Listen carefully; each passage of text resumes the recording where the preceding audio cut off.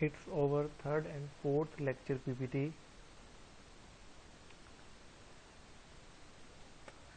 बेटा इस लेक्चर में हम separable and linear differential equations का सॉल्यूशन जो है वो देखेंगे कि इनको हमने किस तरह टैकल करना है, इनकी पहचान क्या है, सेपरेबल कौन सी होती हैं, फिर लीनियर कौन सी है वो आपको पता है, फिर लीनियर का सॉल्यूशन अगर वो होमोजीनियस है तो किस तरह करना है, अगर वो नॉन होमोजीनियस है तो वो किस तरह करना है। फर्स्ट ऑर्डर जो है उसको डिस्कस करेंगे, फिर हायर ऑर्डर बाद में देखते हैं। जो सबसे पहले बेटा वो हमारे पास है सेपरेबल डिफरेंशियल इक्वेशन। बेटा इसके लिए देखें, सबसे पहले आपको जो बुक आपको रेकमेंड की गई है आपके एलएमएस पे मौजूद है, आपको व्हाट्सएप भी की गई है, आप उसका जाके फ्रंट पेज देखें, वहाँ पे इंटीग्रेशन के बेसिक फार्मूलाज और रूल्स लिखे हुए हैं, और उसके बाद आपको टेक्निक्स ऑफ इंटीग्रेशन और उसमें पार्शियल फ्रैक्शन डिकम्पोजिशन ये चीज़ें आपको आनी चाहिए। तो देखें जी, हम देखते हैं कि सबसे पहले सेपरेबल डिफरेंशियल इक्वेशन हमारे पास क्या होती हैं। अ first order differential equation of the form, मतलब कि देखें जी डेरिवेटिव आएगा तो डिफरेंशियल होगी ना, तो डिफरेंशियल इक्वेशन हो और वो इस फॉर्म में लिखी जा सके कि x की टर्म्स एक साइड पे हो जाएं, y की टर्म्स एक साइड पे हो जाएं, लेकिन वो मल्टीप्लिकेशन में हो।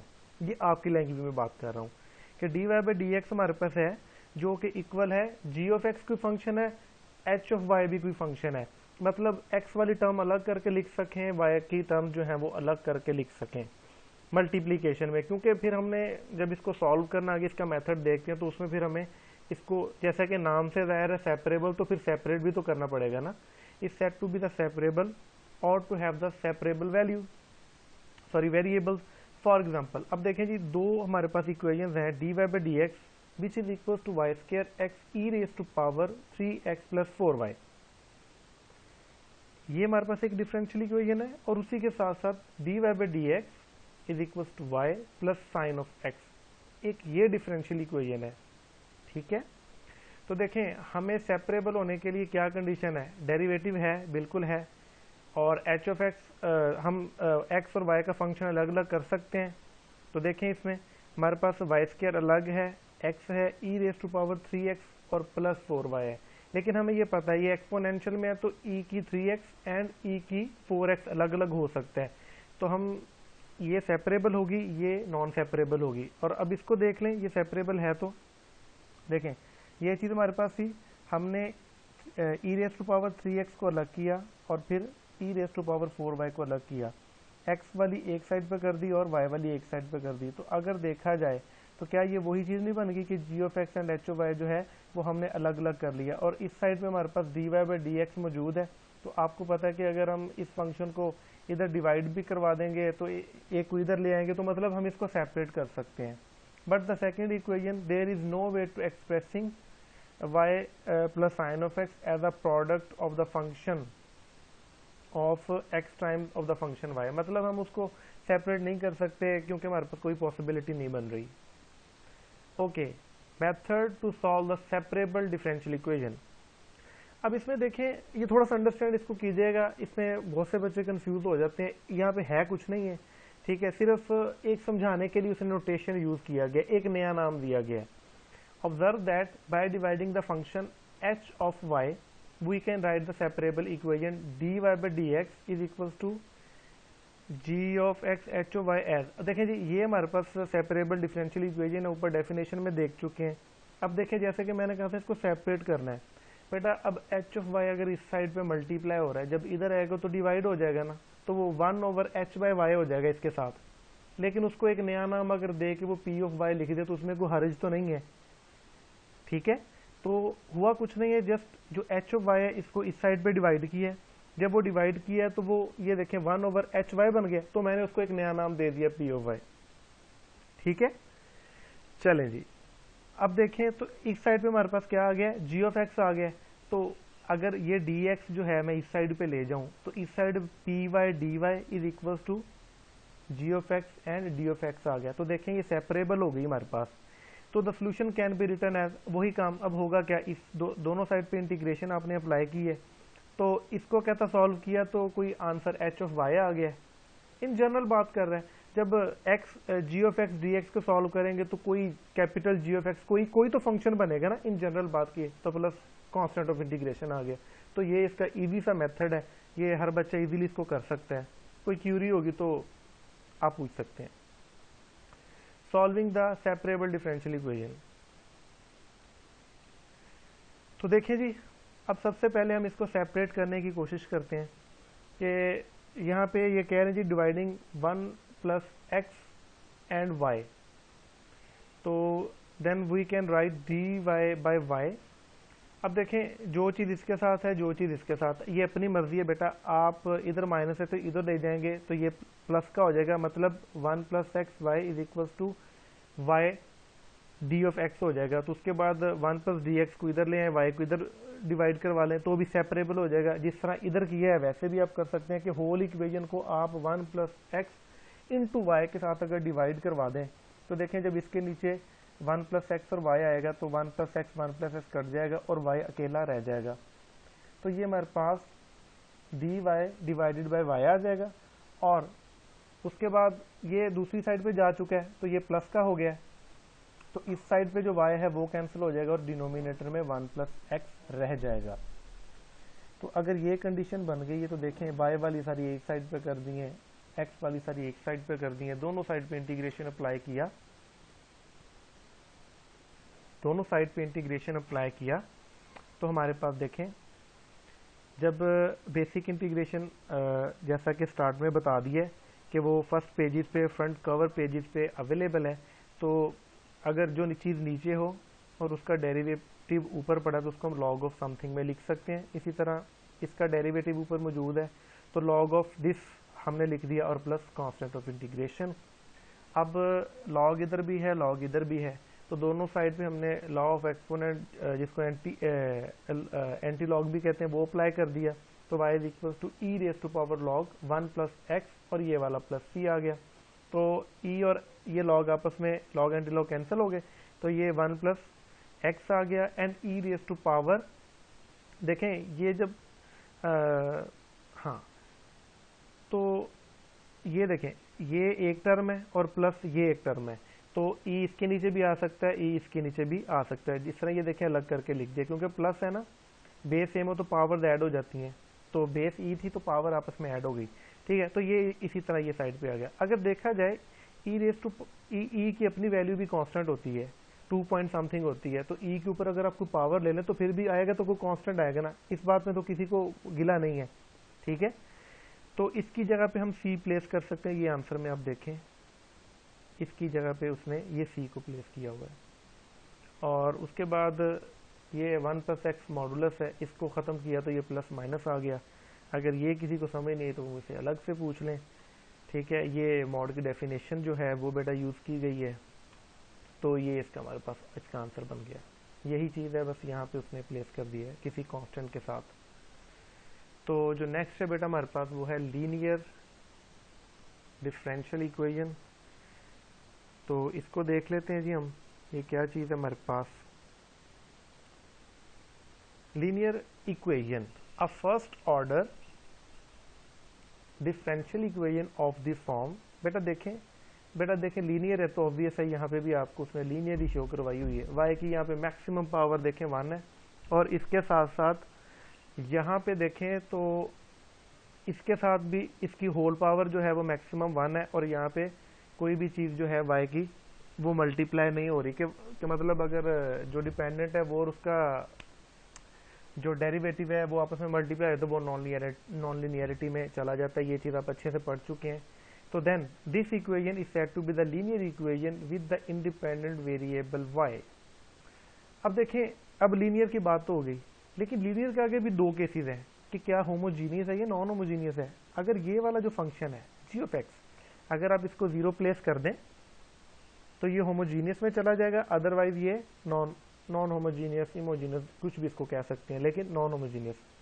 अच्छा, अब देखें, अब नेक्स्ट जो काम है, जो सबसे पहला काम करना है, सबसे पहले जो आपके पास लीनियर इक्वेशन है उसको आपने स्टैंडर्ड फॉर्म में कन्वर्ट कर लेना है। और इसकी स्टैंडर्ड फॉर्म क्या होगी, जो भी चीज़ आपको यहाँ पे d y by d x के साथ मल्टीप्लाई होती दिखाई दे जाए, होल इक्वेशन को उसके साथ आप डिवाइड करवा दें।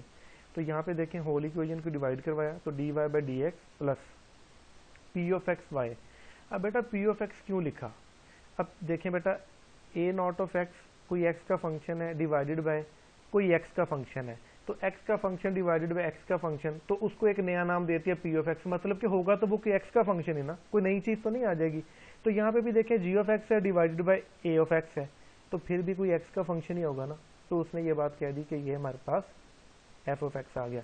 यहाँ पे एक छोटा सा इंपॉर्टेंट सा पॉइंट है, जब भी आप इसके वो सोल्यूशन की बात करते हैं तो उसमें ये बड़ा हेल्पफुल साबित होगा कि we seek the solution to of the interval I for which both coefficient function ये p of x and f of x are continuous. कहता है कि ये एफ ऑफ एक्स और ये पी ऑफ एक्स दोनों जो है ये कंटिन्यूस होने चाहिए, उस पे आप अपना जो सोल्यूशन है उस इंटरवल पे आप देखेंगे।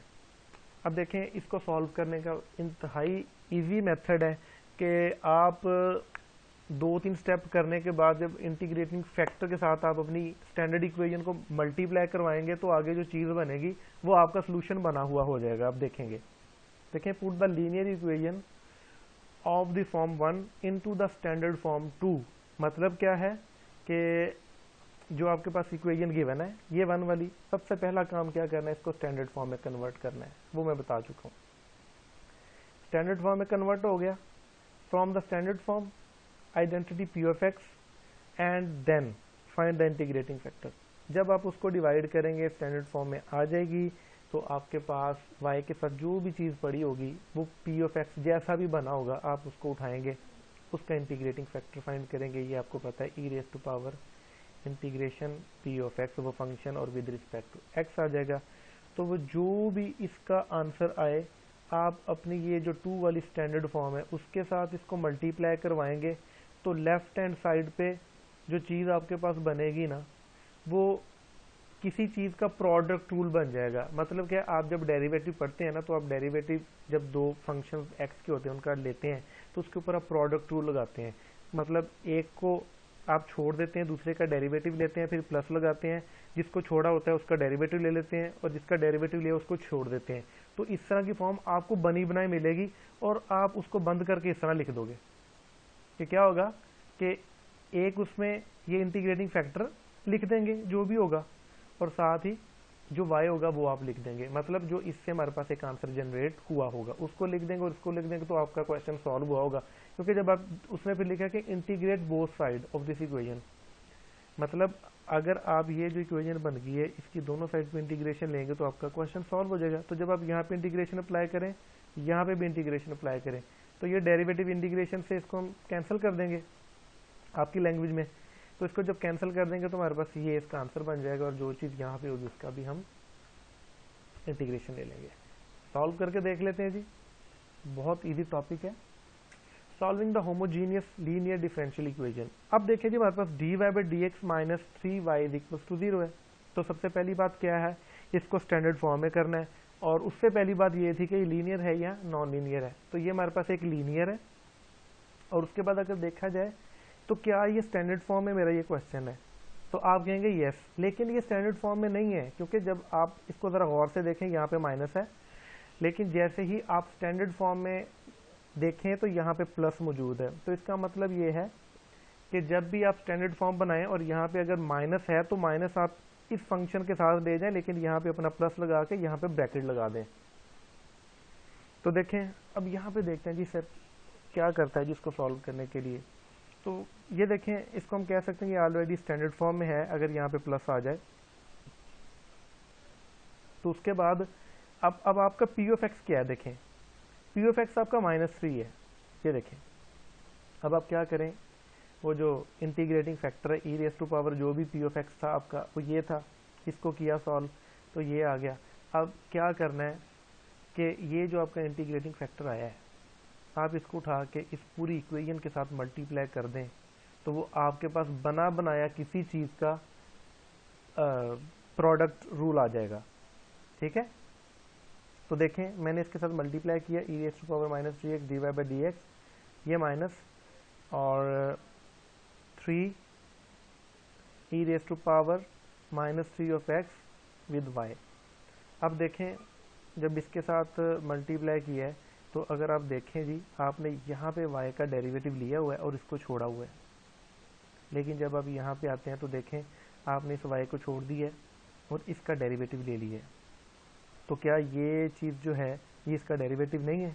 अगर इसका डेरिवेटिव है तो देखें हमने एक टर्म छोड़ी, दूसरी का डेरिवेटिव लिया, प्लस लगाया, इसको आप अंदर ले जाएं अगर तो वो प्लस आ जाएगा बाहर, ठीक है। फिर आपने जिसका डेरिवेटिव लिया था उसको छोड़ दिया और जिसको छोड़ दिया था उसका डेरिवेटिव ले लिया, तो ये हमारे पास एक प्रोडक्ट रूल बन गया। तो अगर मैं इसको बंद करना चाहूँ तो उसने ऑलरेडी ये चीज़ समझाई हुई है कि जो आपका आंसर आया था वो, और उसके बाद जो आपका इंटीग्रेटिंग फैक्टर था वो, और y जो है अगर आप इसको लिख लेंगे तो वही चीज़ आपकी बन जाएगी। तो आंखें बंद करके बेटा आप लिख सकते हैं कि ये चीज़ और ये y, देखें उसने भी वही लिखा है। तो इस साइड पे वैसे हमारे पास 0 है, तो दोनों साइड पे बेटा इंटीग्रेशन अप्लाई करें तो ये इंटीग्रेशन से कैंसिल हो जाएगा। हमारे पास क्या बचेगा, e raise to power minus का 3x और y, ये बच जाएगा और इस साइड पे ये कांस्टेंट आ जाएगा। और बेटा जब भी सोल्यूशन फाइंड करते हैं तो y की वैल्यू फाइंड कर रहे होते हैं, क्योंकि y हमारा फंक्शन होता है। तो इसको जब इस साइड पे ये जाएगा तो इधर आके डिवाइड होगा तो ऊपर चला जाएगा, तो इसकी पावर पॉजिटिव हो जाएगी, तो ये बेटा हमारे पास आंसर जनरेट हो जाएगा। और बेटा इसी के साथ ये एग्जांपल देखें, सेम एग्जांपल है, सिर्फ यहाँ पे 6 लगाया तो ये चीज़ हमारे पास किसमें चलेगी, है नॉन होमोजीनियस में।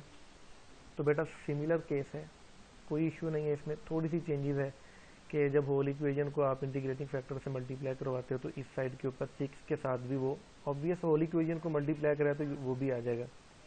तो इस साइड पे फिर वही चीज़ बन गई, तो इधर आप dy/dx यूज़ कर देंगे और इसकी इंटीग्रेशन करेंगे तो आपके पास ये सोल्यूशन जनरेट हो जाएगा। और जनरल सोल्यूशन की ये एक एग्जांपल है बेटे। अब देखें x dy/dx minus 4y, x की पावर 6 e की x है। बेटा सबसे पहली बात ये लीनियर है तो यस इट इज़ लीनियर। और बेटा जो नेक्स्ट चीज़ है वो इसको सबसे पहले स्टैंडर्ड फॉर्म में लेके जाना। स्टैंडर्ड फॉर्म कैसी होती है, उसके साथ यहाँ पे कोई चीज़ हम नहीं रहने देते, तो होल इक्वेशन को आप डिवाइड करवा देंगे इसके साथ, ठीक है बेटे। तो इस होल इक्वेशन को जब आप डिवाइड करवाते तो ये सूरत बन जाती है उसकी। तो बेटा ये देखें, अब ये 4/x है ना, तो p ऑफ x का नाम जैसे वहाँ पे भी दिया था तो ये बन गया। और यहाँ पे स्टैंडर्ड फॉर्म में बेटा प्लस आएगा, माइनस नहीं आएगा, ये बार बार आपको रिमाइंडर दे रहा हूँ, आप गलती कर सकते हैं। और f ऑफ x ये है आपके पास। तो बेटा अब देखें, जिस तरह उसने कहा था कि p ऑफ x और f ऑफ x जो है ये कंटिन्यूस होने चाहिए, तो बेटा देखें यहाँ पे हम 0 नहीं ले सकते, ठीक है। तो इस वजह से बेटा हमने इसको 0 को निगलेक्ट, 0 यहाँ पे हम नहीं पुट कर सकते, क्योंकि हमने दोनों की बात देखनी थी ना कि दोनों कहाँ पे कंटिन्यूस है। E raise to power x है, ये इसमें तो जो भी पुट कर देंगे बेटा ये तो कंटिन्यूस ही रहना है, ठीक है। तो इसमें क्रिएट आ रहा है, तो बेटा हमने फिर क्या किया, f are continuous on p and f are continuous from 0 to infinity, hence the integrating factor is. तो अब वही बात है, हुआ कुछ नहीं है। आप इंटीग्रेटिंग फैक्टर के लिए ये जो चीज़ थी इसी को लिखते थे, आपने देखे उसी को लिखा, माइनस का 4 इंटीग्रेशन 1/x और dx, ये उसने ज़रा घुमा के लिख दिया है, कुछ नहीं है। कुछ बच्चों को कन्फ्यूजन होगा, मैथ्स के बच्चों को तो नहीं होता कन्फ्यूजन। ओके देन उसके बाद बेटा 1/x है तो log x आ गया, तो ये log की प्रॉपर्टी पावर में चला गया, तो log एंटी लॉग से कट गया, तो ये आंसर आ गया। तो आप पूरी इक्वेशन को इसको अगर आप मल्टीप्लाई करवा दें इसके साथ, तो आपके पास बेटा ये और ये y डेरिवेटिव के साथ जनरेट हो जाएगा। तो दोनों साइड पे इंटीग्रेशन अप्लाई करें तो बेटा ये आंसर जनरेट हो जाएगा। तो बेटा ये प्रॉपर्टी है कि b पावर log b अगर हो तो ये कैंसिल हो जाएगा, जैसे ये e और log एंटी लॉग कट हो जाता है, तो इस तरह ये log जो है हमारे पास ये भी इस तरह कैंसिल आउट हो जाता है। अच्छा तो बेटा ये सॉल्व हो गया। बेटा ये नेक्स्ट एग्जांपल है, ये थोड़ा सा इसका हिंट दूंगा लेकिन करेंगे आप खुद। तो इसको सबसे पहले स्टैंडर्ड फॉर्म में ले जाएं, होमोजीनियस है, लीनियर है, तो आप इसके इंटरवल देखेंगे कि कौन कौन सी, देखें ये 0 है, ये तो अभी इन्वॉल्व ही नहीं होगा, लेकिन अब इसको ज़रूर देखेंगे कि यहाँ पे मुझे किस किस चीज़ की ज़रूरत है, कहाँ कहाँ पे ये मेरा फंक्शन कंटिन्यूस है, वो मेरा इंटरवल के लिए यूज़ हो जाएगा, ठीक है। तो ये देखें इंटीग्रेटिंग फैक्टर, तो ये सॉल्व हो जाएगा हमारा। बेटा ये जो बुक आपकी रिकमेंडेड बुक है उसमें ये क्वेश्चन हैं, एक्सरसाइज 2.2 है, उसके क्वेश्चन नंबर 1, 3, 5 to 21 ऑड करने हैं, और इसी के साथ साथ 2.3 के 1 to 9 जो हम ऑड क्वेश्चन करेंगे। Thank you very much.